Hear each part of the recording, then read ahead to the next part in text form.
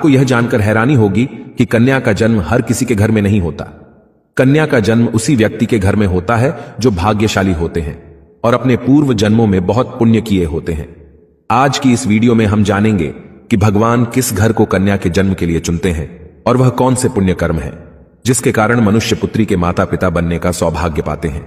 इसके साथ ही साथ हम आपको इतिहास में वर्णित ऐसी कई बातें बताएंगे जिससे आपको विश्वास हो जाएगा कि पुत्री का जन्म बोझ नहीं बल्कि सौभाग्य का विषय है। दोस्तों, महाभारत में एक कथा का वर्णन मिलता है जब एक दिन भगवान श्री कृष्ण से अर्जुन पूछते हैं कि हे माधव, किन कर्मों के कारण किसी को कन्या धन की प्राप्ति होती है, अर्थात किन घरों में बेटियों का जन्म होता है। तब भगवान श्री कृष्ण अर्जुन से कहते हैं कि हे पार्थ, किसी भी घर में पुत्र का जन्म भाग्य से होता है, परंतु पुत्रियों का जन्म सौभाग्य से होता है। जो भी स्त्री या पुरुष अपने पूर्व जन्म में अत्यधिक पुण्य कर्म किए होते हैं उन्हें ही पुत्री के माता पिता और सगे संबंधी होने का सौभाग्य प्राप्त होता है। इतना ही नहीं, पुत्रियों के जन्म के लिए उन्हीं घरों को चुना जाता है जो पुत्रियों का भार सहन कर सके, क्योंकि तीनों लोकों में स्त्री अर्थात पुत्रियां ही ऐसी होती हैं जिनका भार हर कोई नहीं उठा सकता। क्योंकि जिस पुत्री को कई वर्षों तक अपना मान कर रखा जाता है, एक दिन उसका दान कर पाना सबके लिए संभव ही नहीं होता। वो पुत्रियां ही होती हैं जो घर वालों और अपनों की खुशी के लिए अपना हर एक चीज न्यौछावर कर देती हैं।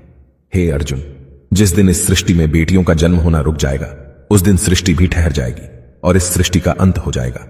दोस्तों, जब आप भगवान श्री कृष्ण की इन बातों पर गौर करेंगे तो आपको समझ आएगा कि उनका कहना कितना सही है। क्योंकि अगर इस संसार में पुत्रियां ही नहीं होंगी तो ना वंश आगे बढ़ेगा और ना ही ये सृष्टि। कई लोग कहते हैं कि हिंदू इतिहास में स्त्रियों का महत्व नहीं है, जो सर्वथा गलत है, और जिस इतिहास में स्त्री का महत्व नहीं है वह इतिहास हमारा है ही नहीं। धन की देवी लक्ष्मी हो, दुर्गा हो या घोर रूप में महाकाली हो, नारी सर्वस्व पूजी गई हैं। दोस्तों, कहते हैं कि लड़कियां लड़कों से कम नहीं। इस बात की पुष्टि हमारे धर्म ग्रंथ भी करते हैं। वशिष्ठ जी की पत्नी माता अरुंधति ने वरुणदेव और इंद्रदेव को ब्रह्म ज्ञान दिया था। सभी धनुर्धर की भांति द्रौपदी भी शस्त्र विद्या जानती थीं। इतना ही नहीं, महाभारत में वर्णित है कि द्रौपदी अर्थशास्त्री थीं और युधिष्ठिर के राज कार्य में सहयोग करती थीं। यह असत्य है कि हिंदू धर्म में लड़के लड़कियों की इज्जत नहीं की जाती थी, क्योंकि द्रौपदी के वस्त्र छूने पर पूरे कौरव मिट गए और माता सीता के हरण से सोने की लंका जला दी गई। दोस्तों, जब रामायण में भगवान राम शिव जी का धनुष तोड़ देते हैं तो राजा जनक विवाह के लिए दशरथ जी को बुलावा भेजते हैं। दशरथ जी आकर जनक जी को प्रणाम करते हैं।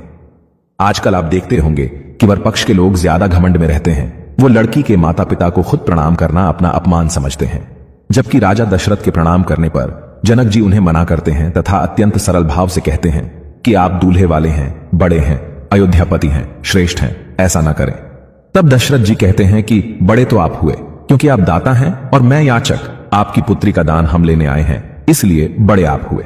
हां दोस्तों, लड़की के पिता को गर्व होना चाहिए कि वह देने वाले हैं। शास्त्रों में बताया गया है कि मृत्यु के बाद पुत्र पिंडदान करे तभी पिता को मुक्ति मिलती है, परंतु एक लड़की के पिता जब उसे अच्छा वर देखकर ब्याह देते हैं तभी उनकी 21 पीढ़ियों को मुक्ति मिल जाती है। इसलिए हमेशा अपनी पुत्री को प्रेम दें जिसने आपके घर में जन्म लेकर आपको पुण्य का भागी बनाया है। आपने भी कई लोगों को कहते हुए जरूर सुना होगा कि जिस घर में बेटी का जन्म होता है वह घर स्वर्ग के समान होता है, क्योंकि बेटा तो केवल एक कुल को रोशन करता है लेकिन बेटियां 2 कुलों को रोशन करती हैं। माता पिता के घर वह एक बेटी के रूप में अपना उत्तरदायित्व निभाती है और ससुराल आकर बहू के रूप में अपने कर्तव्य का पालन करती है। आजकल आप सुनते होंगे कि बहू बेटियां किसी की मृत्यु हो जाने पर उसका पिंडदान नहीं कर सकती, लेकिन यह बिल्कुल भी सही नहीं है, क्योंकि रामायण में बताया गया है कि प्रभु श्री राम के पिता राजा दशरथ की जब मृत्यु हो गई तो माता सीता अर्थात राजा दशरथ की बहू ने ही उनका पिंडदान किया था, जिससे उन्हें जन्म मरण के इस चक्र से मुक्ति मिल गई थी। इतना ही नहीं, गरुड़ पुराण के प्रेत कल्प में बताया गया है कि कोई भी व्यक्ति किसी मृत के लिए पिंडदान कर सकता है और इसलिए बेटियां भी अपने पिता के नाम का पिंडदान कर सकती हैं। व्यवहारिक दृष्टिकोण से वहीं अगर ससुराल पक्ष में कोई पुत्र नहीं है तो इस स्थिति में बहू भी पिंडदान कर सकती है।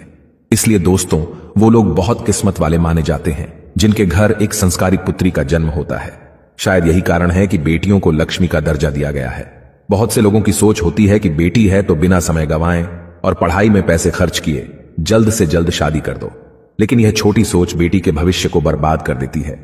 जरा सोचकर देखिए, एक बच्चे के मन में कितने सपने होते हैं। उसे कुछ हासिल करना है, उसे कुछ बनना है, लेकिन यह सपने केवल सपने बनकर रह जाते हैं। इसलिए अपनी बेटियों को सपने पूरे करने का अवसर देना चाहिए। उन्हें जीवन में हर खुशी दें जिसके लिए आप सक्षम हैं और जो उन्हें मिलनी चाहिए। एक पुत्र से ज्यादा पुत्री हमेशा अपने माता पिता के लिए सोचती है। पुत्री के हृदय में अपने माता पिता के लिए प्रेम और अपनापन हमेशा बना रहता है। इसलिए बेटी के जन्म को एक जश्न की तरह मनाना चाहिए। दोस्तों, बेटी कभी भी माता पिता पर बोझ नहीं होती। उसका कोई स्वार्थ नहीं होता। पहले वह अपने माता पिता के लिए करती है और शादी के बाद ससुराल के लिए। वह सिर्फ अपनी और अपने परिवार की किस्मत बनाने के लिए जन्म लेती है। दोस्तों, भगवान केवल उसी को पुत्री का सुख देते हैं जिसके अंदर उस कन्या धन को संभालने का सामर्थ्य होता है। कई लोग गरीब होकर भी अपनी बेटी को अच्छी परवरिश देते हैं। एक बार स्वामी विवेकानंद वैष्णो देवी की सीढ़ियां चढ़ रहे थे। बगल से एक किसान अपनी बेटी को कंधे में बिठाकर सीढ़ियां चढ़ रहा था।